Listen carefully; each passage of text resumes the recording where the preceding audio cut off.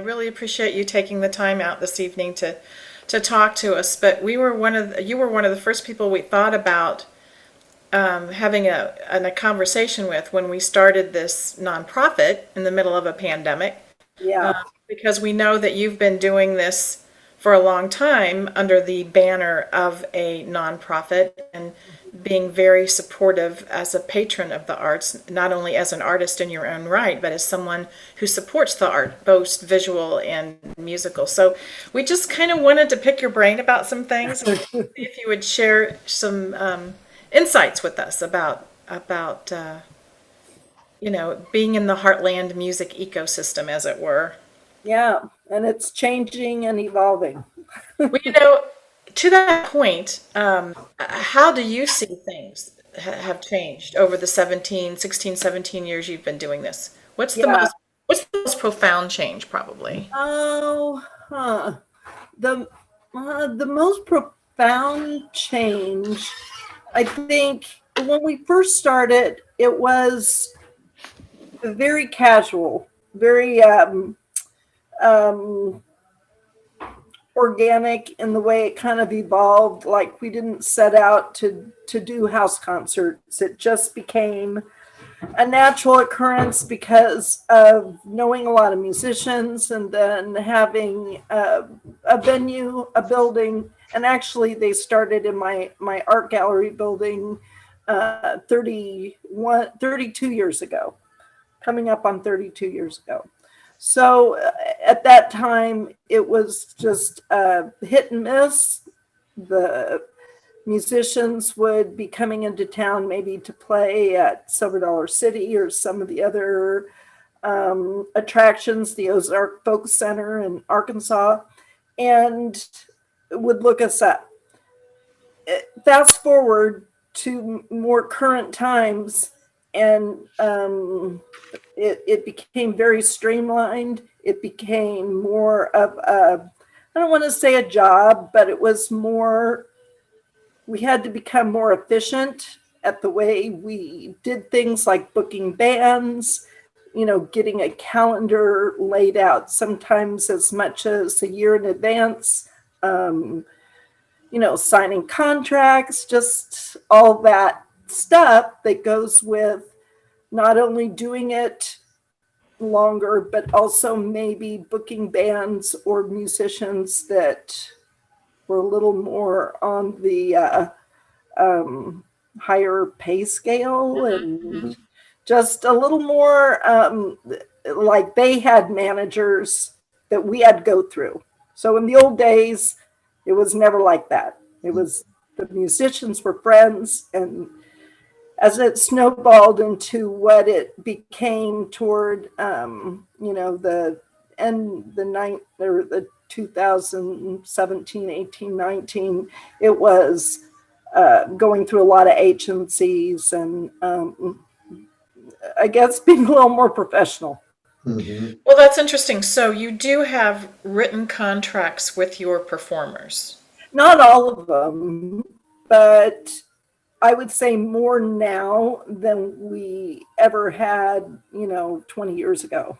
Is it a contract that you came up with, or something that their management has you? It's almost 100% their management. The only time we've had contracts on our end is when we book our outdoor summer festival. And then if they don't have a contract, we usually have something pretty simple, and it's just covering us as far as, you know, the liability and the obligations that go along with doing a festival. Reed Spring, I would imagine, since you've been there for some time now and are so visible in what you do, was there ever any pushback from your neighbors or from the governing bodies there about what were you doing? Were they trying to regulate you in some way that would keep you from moving forward? I mean, obviously not to the extent that you can't do it anymore, but how's the reaction been to your Yeah. by your neighbors? Again, about 98% supportive. We've had just minor issues over the last, 30 some odd years now, minor issues with noise complaints. And that again is more due to our summer festival. Reed Spring is a mixed zone downtown. So we do have, we live like in the heart, the Rock House and our house is in the heart of downtown. And we do have neighbors that live across the street or up the hill amongst businesses. So it's, we usually take all that into consideration when we do our outside and get the word out and end by 11 o'clock. So there's no issue with the city ordinances, which there's a noise issue after 11 that you have to abide by. But by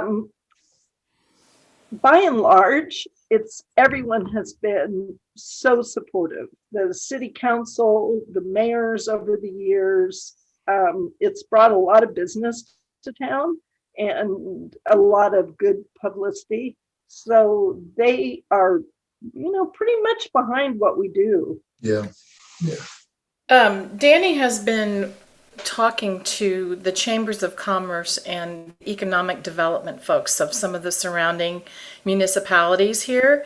And so I'm interested to hear you say that it's good business and that it has helped the business there in Reed's Spring. Do you have specific numbers or data to be able to show that to somebody? And how did you go about figuring that out if you did? Yeah. I haven't done that for a while, but when I did have to submit data, it was to the Missouri Arts Council, and we wrote a grant. I think it was for a touring musician grant, which is not a huge grant, but they do ask to see how this is going to support the community, the local commerce. And so at that time, and boy, this has probably been 6-7 years ago now, we went around to businesses and just tried to get a rough estimate as to how their numbers looked before and after our festival. We haven't done it with our house concerts, although I know for a fact, even before and the little short concert series we just finished up, the local pizza restaurant has benefited from us because almost everyone has been to Reed Spring Pizza. It's kind of a popular place. We've even been there. Okay.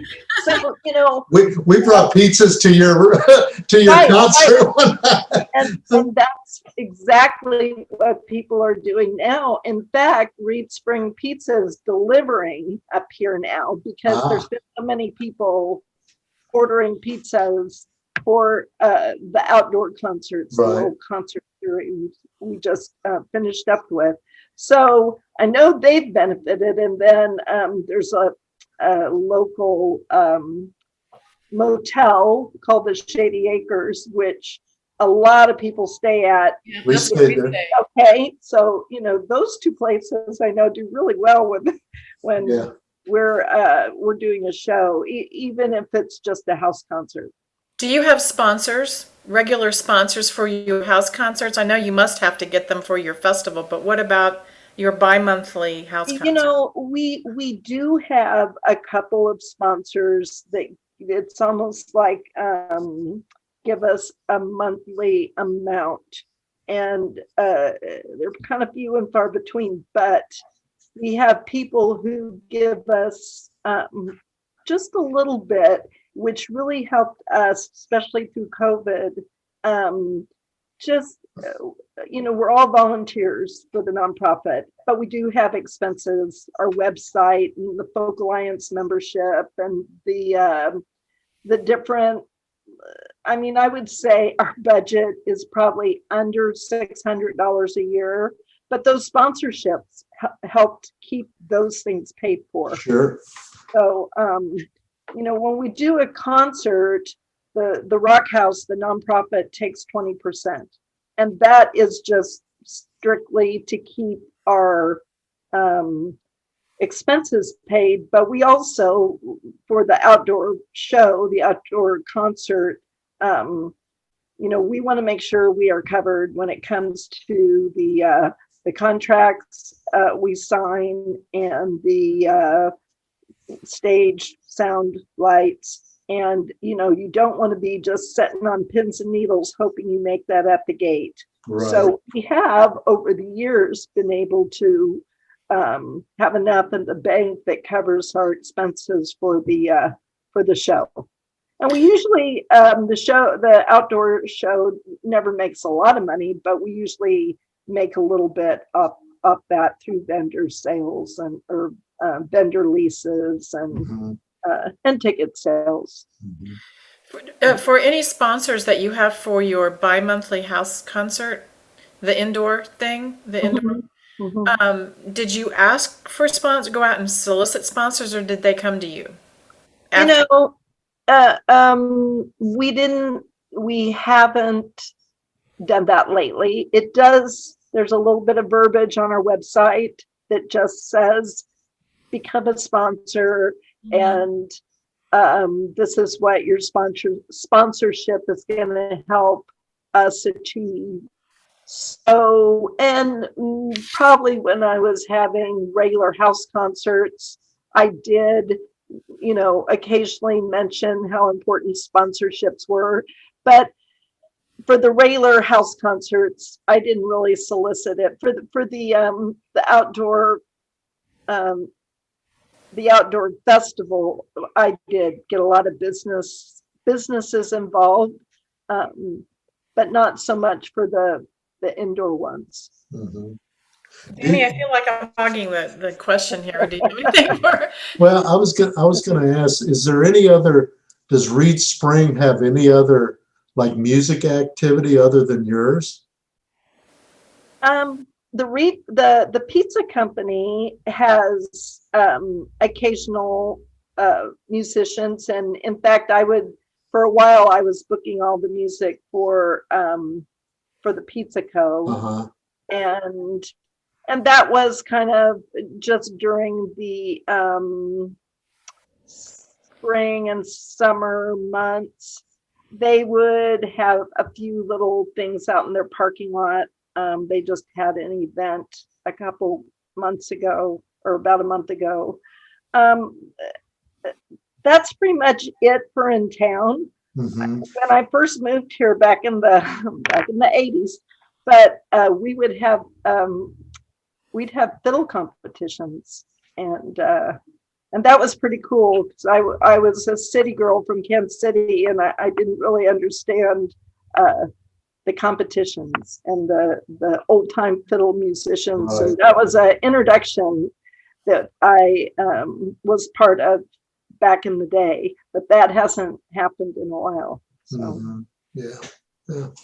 Well, that's one of the things when I'm talking to these chambers. And by the way, I may call on you because I reached out to a chamber of commerce locally here, and they asked me if I'd be interested in giving a presentation next April to their regional conference of 200 chambers of commerce. Wow. And I was like, sure, I can do that. And so I may be calling you and say, hey, come with me and talk. That's pretty cool. Yeah. But that's kind of what, as far as my focus is, get these communities to realize that music does help drive business. Yes. And most of the time it's just taken for granted, and it's just something that's put in the corner, and but it does drive business. Yeah. And it's so true. Part of our mission statement is, art, music, community, education. and bringing all those together in one place is really what we aspire to. I mean, it's one thing to have great music in our house or in our yard, but the dynamics of what it continually how it continually benefits the town, I think is a little taken for granted. It's just kind of like, oh yeah, these people are here. But, you know, over the years, we've had the Springfield, you know, news leader come down and do articles, or the TV stations, or the NPR station. I mean, all of them have come down here. And I really feel like those are, you know, really great publicity for the town, especially a town who, you know, it's not Branson, and it's not, and it doesn't have the revenue that these bigger cities have around them, but but it has something to offer. Yeah. And I, you know, could be probably more civic involved.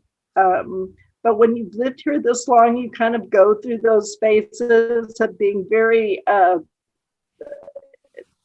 pro-city, or I mean, I'm still pro-city, but very active. And I just have let that kind of be someone else's job for a while. I totally get that. I totally get Well, that. and you know, it's interesting because no matter where Diana and I are, we'll say something about the Rock House, and oh yeah, I've been there. Oh yeah, I've played there. Oh, yeah. I mean, everybody knows where the Rock House is. So you've done well with that. It's pretty funny to go into a crowd, and I have to say that's musician driven, good press for us. But we went to a little festival in Kansas, Oklahoma last weekend. And it was the first time they put on a festival. It was called Bushy Head Farms. Oh, I've been following that on Facebook. Yeah, I think I heard about it from you. Yeah, you know, it was pretty homespun, but really cool. And you know, Shiny Ribs was their headliner, and we knew a handful of the musicians performing, but everyone we talked to, sitting next to us, or you know, wherever we were, said, oh yeah, we know about the Rock House. So it gives us a lot of great credibility when we're trying to reach out to musicians that have never heard of us before. Right. So do you have a lot of local players there in Reed Springs that play? I mean, not so much. You know, over the years, we've had a lot of the Springfield music scene play here.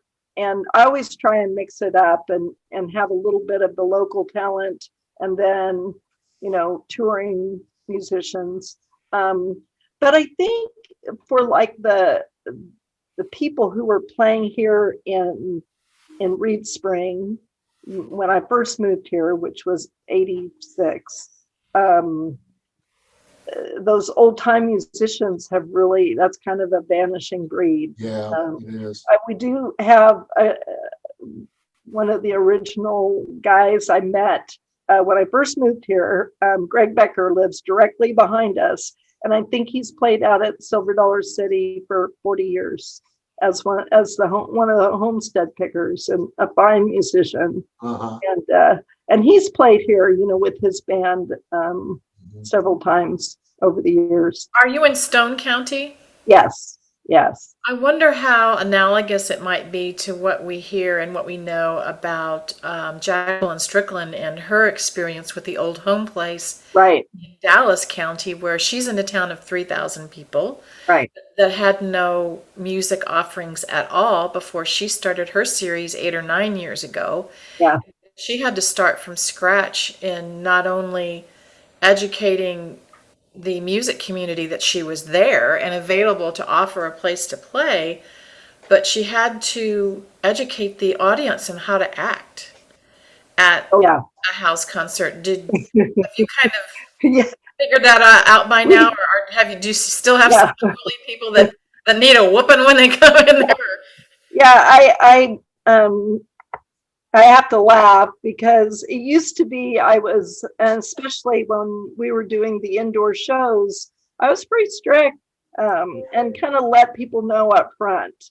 We always had time to socialize before the concert, but I kind of laid down the rules right up front, so everyone knew. Because the first thing I would ask is, how many people have been to a house concert before? Or how many people have been to the Rock House before? And there was always people who it was their first time, and Jacqueline says the same thing. they had no idea how to act or what to do.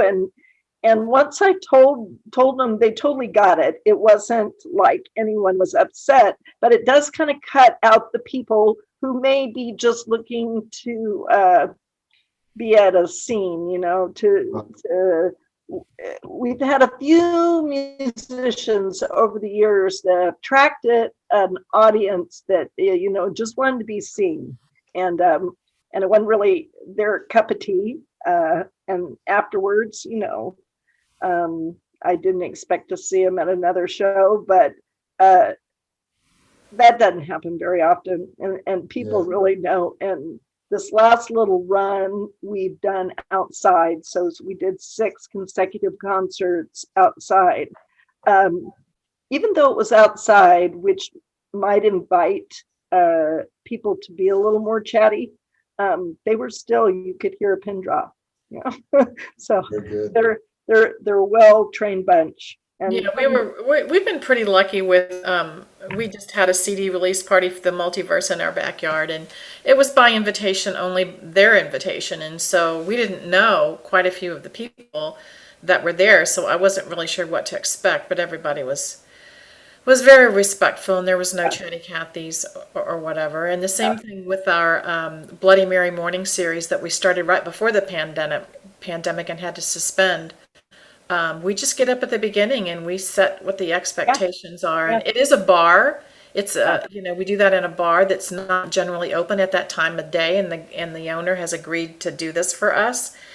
The only issue we've had there is his day drinkers show up right toward the end of our 2-hour session, and they just kind of walk in there and get on their bar stool at the bar and start yakking. And he doesn't really feel comfortable telling them to be quiet because those are his regular day drinkers. They're the guys that are probably paying his bills for monthly. So it's a tightrope that you walk for sure. right. I'm wondering if you could let us in on or what your decision making process was in agreeing to incorporate or align yourself under the umbrella of Folk Alliance. What has that done for you? Well, I think, we got in with Folk Alliance right at the beginning of our nonprofit. And I think at the beginning, it was kind of a daunting task to become a nonprofit. I think things are a little easier now. But I remember going to that first Folk Alliance conference, and the first one I went to was in Kansas City. I hadn't been to the ones before. And I sat in on a panel discussion about nonprofits. And I can't even remember who was leading the discussion, but it made me feel like I had support. If I needed it, Folk Alliance was there to kind of help me through the process, which really ended up being good for us. And I think the other thing that Folk Alliance is just kind of the credibility that to be associated with them has kind of given us in all sorts of different ways, with musicians, with management, with, even meeting a lot of musicians through Folk Alliance, and networking through Folk Alliance. So it just made sense at the time. I don't know if it makes sense as much now to be a nonprofit under Folk Alliance. But Is we're, it an option? Is it an option for you to extricate yourself from that if you need to, or what? yeah, yeah. In fact, they kind of say, you know, it's, I don't know if they're wanting, I think it's more paperwork for them. Yeah, I don't And know that they're so really. I don't know that they're really pushing it, and they certainly did I not don't, offer it to us as an option. And I was just wondering yeah, if it helps mitigate the expense of any PRO fees, or they pay them, and yeah. so you have to. And that was in the beginning, that was the kind of hook, is it was going to, they were, part of being a member was paying the ASCAP fee and the BMI fee. Mhm. And I'm not sure that is still in their bylaws. I can't know for sure, but it was one of those things where, like I said, they made it real attractive. And I have to say, I can't remember when the first Kansas City Folk Alliance was. Well, it was. I might have been when I met you. Yeah. So how Um, long ago was that? Well, let's see. That it was here for 5 years, and then it went to Montreal 7 or 8 years ago. So Yeah, 8 years ago, yeah, probably 2013 13. was the first yeah. one here. Yeah. So yeah, that was the year, you know, that we kind of came on board, and it was, you know, that was back in the days of I'm gonna forget, I just blanked on his name. Don't you just Um, hate it when that happens? It happens to me. oh, who was the one who brought Folk Alliance to Kansas City? Lewis, Lewis Myers. Louis Myers. Myers. So I met Louis Myers prior to that conference. And he's one who kind of said, hey, you should come on board. This is a really good thing for your house concert series. So Mhm. I think that's how I got introduced. Well, when we decided, when we started meeting in our home in early 2020 after we got back from Folk Alliance in New Orleans, and Danny started researching starting this nonprofit. I mean, I don't know how he did it, but he did all the paperwork himself and Mhm, filed, and we got our letter mhm. giving us the 501c3 designation on April the 14th, Yeah, 2020, and we had just applied for it, what, Danny, 30 days prior, or 30 days maybe, or prior. 45? And we had and been I've heard, all these horror stories where it was going to take 6 or 9 months maybe to get it. right, and that's, I think, the way it used to be. You know, like I said, 8 or 9 years ago, I think it was 6 or 9 months, Yeah, it but was for what- whatever reason now, or, you know, in the last year or two, they have really streamlined it, and it's not like the time and the expense isn't the Right. same as it used to be. Right. So do you guys ever think about, or have you done any songwriter retreats or anything down there at the Rock House? You know, we haven't done any retreats, and that's definitely something I've thought about over the years, and that might be something I initiate for our next incarnation of what we're doing here. But you know, we would always do one or two songwriters in the round concerts, Mm-hmm. and Mark Blue from Big Smith and the Creek Rocks used to have a festival. It was a very low-key festival, but it was all about songwriters, and that's who he invited to this festival. So it was almost like songwriters listening to songwriters. Mm-hmm. And I thought, you know, he stopped doing that about 8 or 9 years ago. And I thought, what? We're really missing out, because that really cultivated a community of songwriters that I still go back and say, you know, I first heard you at the Spokane Songwriters Festival, and Casey Roush, that's where I met her, was that in Spokane at the Songwriters Festival. Cindy Wool. a lot of really wonderful songwriters. So I have been thinking about that as something I want to start, or at least, you know, get some ideas about maybe having a little songwriters festival and workshop. You know, occasionally we'll have artists that come in that are going to stay an extra day, and they'll say, can we do a workshop? And so we've had some songwriters workshops through the artists themselves over the years. Yeah, I know that Jeff Black has done them when he's come back to Kansas Right. City. You know, he lives in Nashville now, and Yeah. he's done that. And we originally, when we were first getting this together, the only thing that we thought about, the only two activities that we had planned when we started was perhaps a night at a local venue that was a slow night,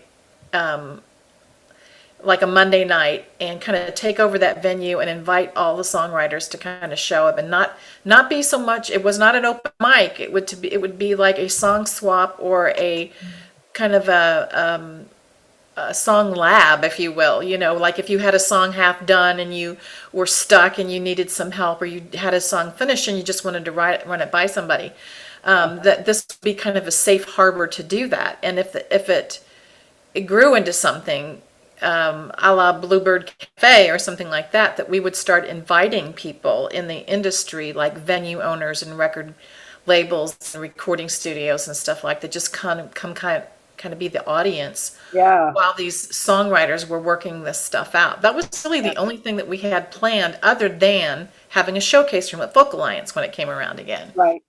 And then COVID hit and shut us down, and all that went out the window. So one of the things that we pivoted to was this songwriting collaboration series, where we paired two of our members up from different genres of music that did not know each other, and tasked them with writing a song in 30 days and presenting it to the public. And they signed up to do it. It wasn't anything they were forced to do. You had to register to be able to do it. And it was amazing how many people signed up for it, how they participated. It was during COVID, so nobody met in person. Everything was done virtually. It gave them something to do. It allowed them to be creative and to generate some original music during a very dark time, and to have it out. I took over the local showcase one night on the radio and presented all of the songs, back to back, and it just really turned out to be a lovely, exercising community to help our songwriters. And we've got like 250 members now. Not all of them are songwriters, but a good portion of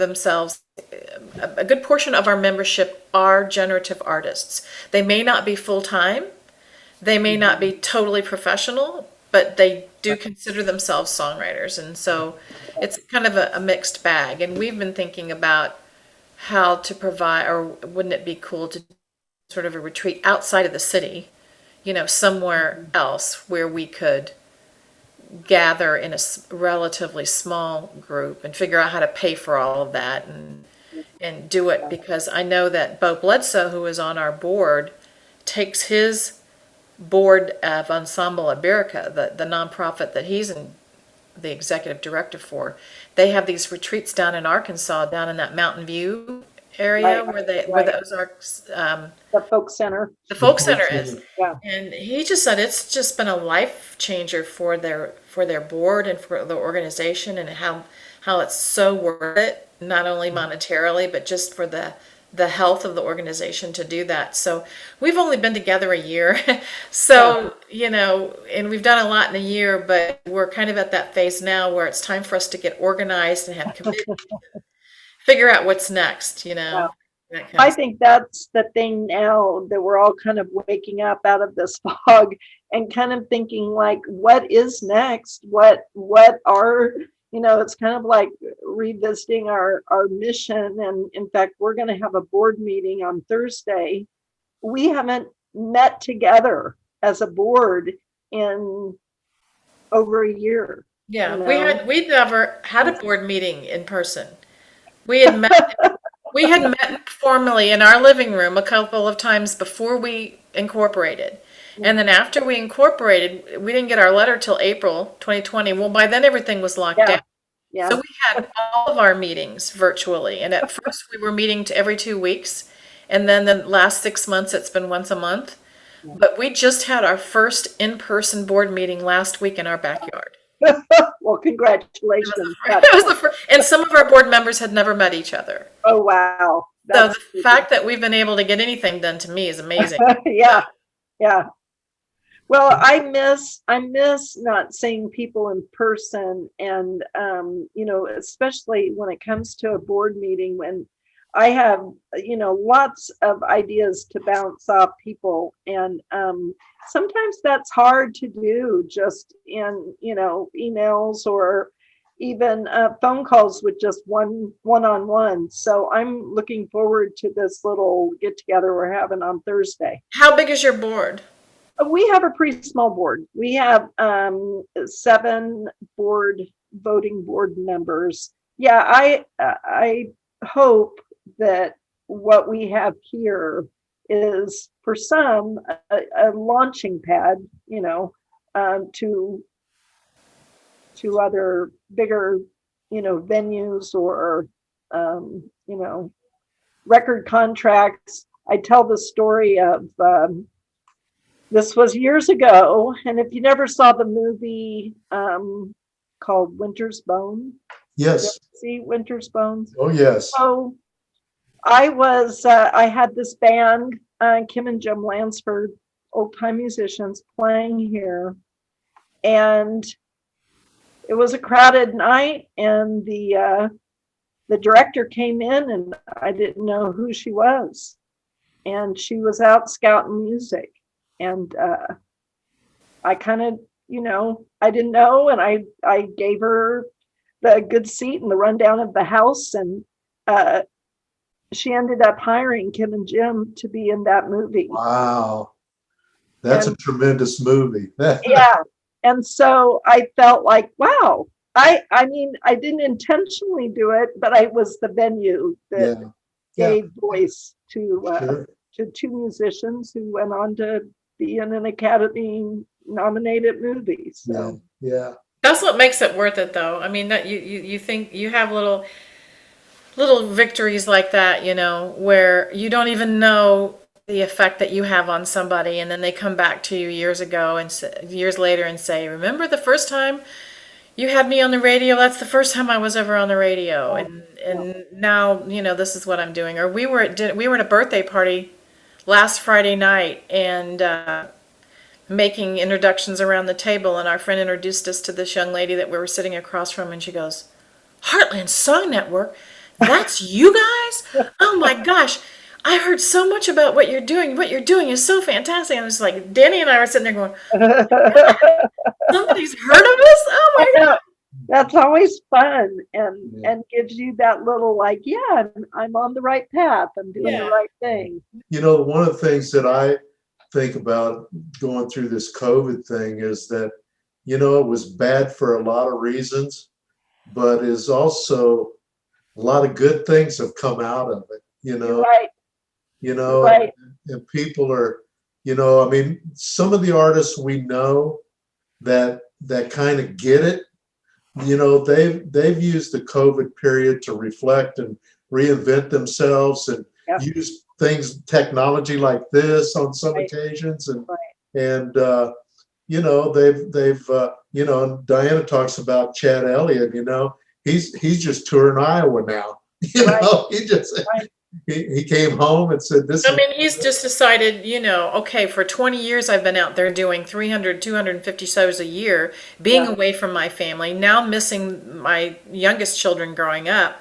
This is bullshit. I'm not doing this anymore. I'm going to stay close to home. I'm going to go back to what I was originally trained to do, and that is to paint and to sculpt and to be a visual artist, and I'm going to have these multiple streams of revenue coming in so that it all does go to shit in music. I've got a backup plan. I'm writing children's books. I'm illustrating them. Yeah.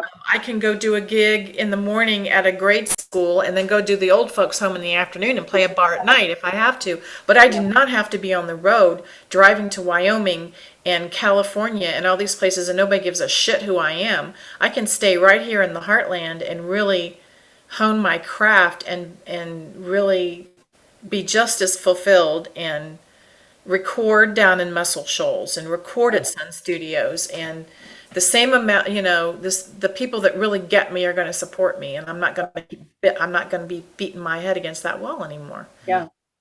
So Yeah. it was an epiphany for him, and probably it's going to make him. It is. He's happier than he's been ever as an artist. So I know several people who've had that same similar type experience, and really gave them a chance to reevaluate what their goals were and what their priorities are. And I support everyone in their own unique way, because it's just like us here at the Rock House. We took time to really start I don't know, just doing things around here that we've kind of neglected. Sure. And Bruce is really knee deep in art right now, because he had that time to really just pause and say, what's the next step? What do I really want to do next? And how do I make this place more comfortable for us and more comfortable for the people who come here? You bet. So, we, COVID was bad for a lot of people, but it gave us some time to really do some cool things around this place. yeah, same here. Same. My house doesn't. The room that I'm in right now bears no resemblance to what it did before COVID. Yeah, we were just painting and peeling off old stuff, and yeah. Well, Jeanette, thank you so much for taking time for us. And like I said, anytime, reach out to Diana and I, and we'll support you all we can. Okay. Well, I appreciate this. I appreciate this time, and the feeling's mutual. And please come back. We will. And please give our regards to Bruce, and we hope to see you in person very, very soon. That would be wonderful. All right. Thank you. Thank you, guys.